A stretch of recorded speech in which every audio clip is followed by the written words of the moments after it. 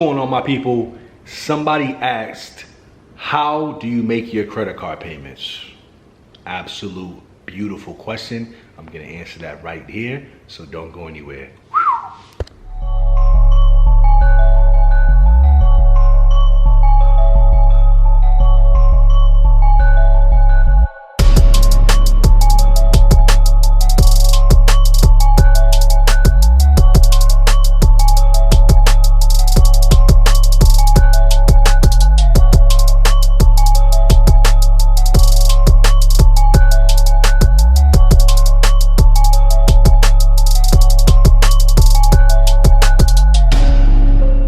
What's going on, my people? It's your boy, Mr. Getting It Done. And if you're new to the channel, hit that subscribe button, hit that like button for the YouTube algorithm. Leave a comment down below if you're looking to see any videos that you have any questions about, whether it's credit, real estate, finances, etc. Hit them in the comments below, and I'll make a video just like this one answering that question for you. So we got a beautiful question that came in. This young man was asking, every time he makes his credit card payment, his score nothing happens to his score. His score stays stagnant.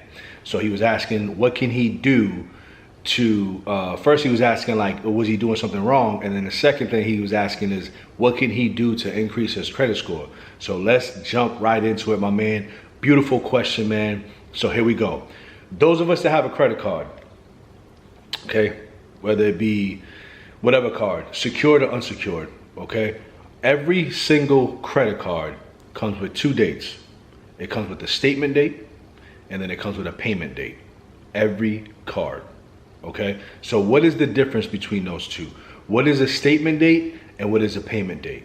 So the payment date is the date that your payment is due. Your minimum payment is due, whatever the case is, $20, $50, $100, right?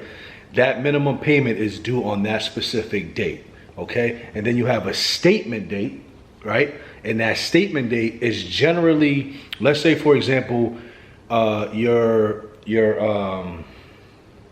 billing date is on the 10th, right? Usually your statement date is after your payment date. Okay, does that make sense? Statement date comes after your payment date. So if your payment date is on the 10th, your statement date is most likely 3 to 5 days afterwards. So let's just call it the 15th. So your statement date is the 15th. So it's absolutely imperative that you have that balance paid in full or all the way down below 5%, and I'll get to that in a second, prior to the statement date, not the payment date, okay? So I know that sounds a little confusing, but I'll try to explain a little bit more in depth so you get a clear understanding. So let's say, for example, you have a $100 balance, okay, on your credit card. And then they want $20 by the statement date, by the 10th. Okay, let's say for example you paid the $20 by the 10th, you still got until the 15th, excuse me, you still got to the 15th to pay the remaining 80. So let's say for example you only have the 20 right now, but you get paid, 2 days afterwards.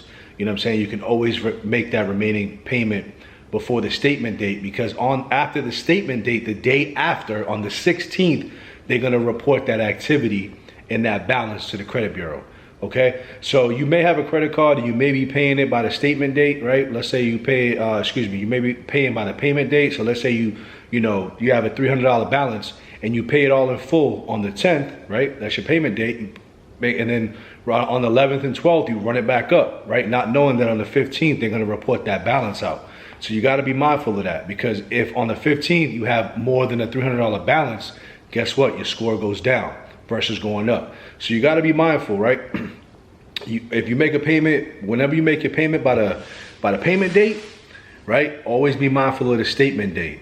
So don't utilize your credit card until after the statement date. A day after is when they report out. Then you can run it up or whatever the case is after that, because you got another 30 days to go, before they report out the new balance. Okay, so I hope that was clear. I know it's kind of going back and forth, but you know what I mean? You always want to make your payment before the statement date. Pay your balance in full, preferably, right? Most of us have life happens to us and we can't pay it all in full, and that's all right.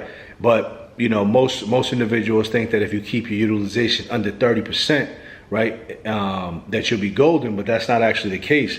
So if you run up your credit card to 30%, or you keep your balance under 30%, let's say you keep it right at 30%, your credit score is still gonna go down because they updated the algorithm.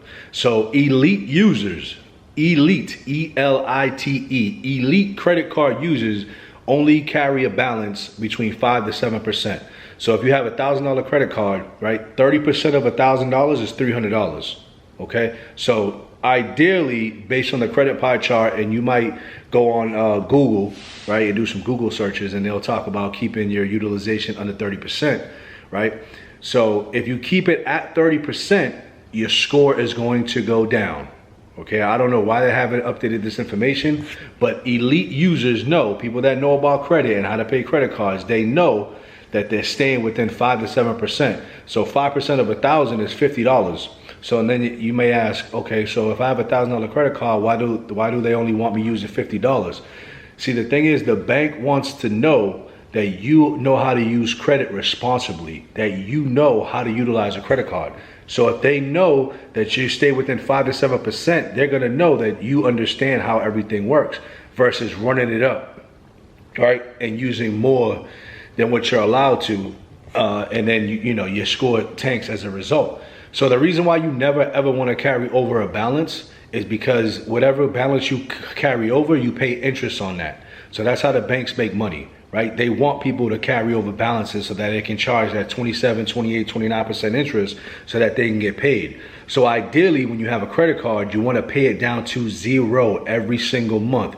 Never carry over a balance if you don't have to. But again, I understand life happens. And if life does happen, okay, if you can get it to between 5 to 7%, right? So if you go out and you have $1,000 credit card and you run up 500, you're at 50% utilization. If you can get that 500 down to the 50, if you can pay 450, right, on that prior to the statement date, then you're golden.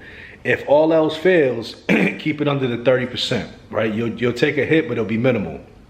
So if you run up 500, that's 50% utilization. By the time your statement date, remember, statement date is when they report out, right? As long as before your statement date, you bring that down to 300, which is 30%, then you'll be at 30% utilization. You'll take a semi hit, but it's a better hit than than that 500 getting reported out and you taking a hit on that. So credit cards, you got to understand, credit cards are so powerful. Credit cards is how a lot of your credit score is affected, right? Your credit cards affect your score the most. So people might ask, well, why is that the case? Well, if you look at the pie chart, right, 30% of your score is credit utilization. And you only get credit utilization on a credit card. Credit utilization doesn't come on a personal loan, doesn't come on an auto loan, doesn't come on a mortgage, doesn't come, utilization only comes on a credit card. So 30% is utilization. The other another 35% is your payment history. You know what I'm saying? So between your payment history, which you should have 100% on-time payment history, right, and your credit card utilization, that's 65% of your credit score. So, you know what I'm saying? You can see how powerful it is, and a lot of people don't understand that. When you have a credit card, it reigns supreme over an auto loan, over a personal loan, because you have revolving, right? So, credit cards are considered revolving debt, meaning it's like a door, right? So if you use 500 and you pay it tomorrow, you have it right back. It's like a boomerang. It's a revolving door. When you use it, you pay it back, you get it right back, right? It's not like, you know, you paying it out and never seeing it back. So when you have a revolving account, you know what I'm saying, the banks hold you more accountable because you have to know how it works. So staying within 5 to 7% is elite usage. Definitely, you know, second, if all else fails, if, you know what I'm saying, if life happens, keep it under 30, but just know what your top limit is, and know what 30% of that is, and know what 5% of that is, and know how you're using your credit card responsibly. You know what I'm saying? So just make sure that, you know, if you have, you know, if you want to be within 5%, that's $50 of 1,000. Okay, that's gas, maybe that's lunch, you know what I'm saying, at Burger King for the week. Just don't exceed the $50. Okay, and because of you using your credit responsibly, the bank will reward you by giving you credit line increases and then giving you, you know, access to other lines of credit that they may have or any other products that they may have because of your responsible usage. So I hope that answers your question. Credit cards are extremely powerful, but a lot of people just don't know how to use them. They don't know how to, you know, how much to charge on them. They don't know when to pay them off. They don't know how to pay them off. They don't know whether to pay them in full, whether to carry over a balance. Some people out here telling people that carrying over a balance actually, you know, boosts your credit score, which is absolutely false. So, if you have any questions, drop them in the comment below, my people. Thank you for stopping by. Click, you know, consider subscribing if you're new. Hit that like button for the YouTube. Excuse me. Hit that like button for the YouTube algorithm. Smash the like button, and I'll catch you in the next video. Peace.